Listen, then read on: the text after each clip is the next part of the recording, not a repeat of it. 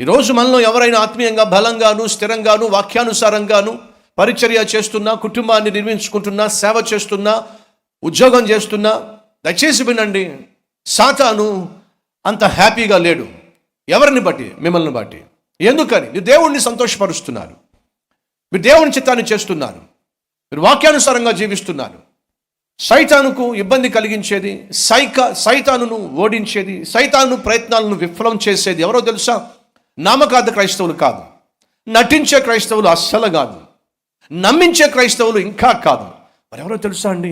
నమ్మకమైన క్రైస్తవులు, నిజమైన క్రైస్తవులు, నిండు మనస్సుతో దేవుణ్ణి సేవించే క్రైస్తవులు అంటే సైతానుకు భయం. నువ్వు చేసే ప్రార్థన సైతాను యొక్క పునాదులను కదిలింపజేస్తుంది.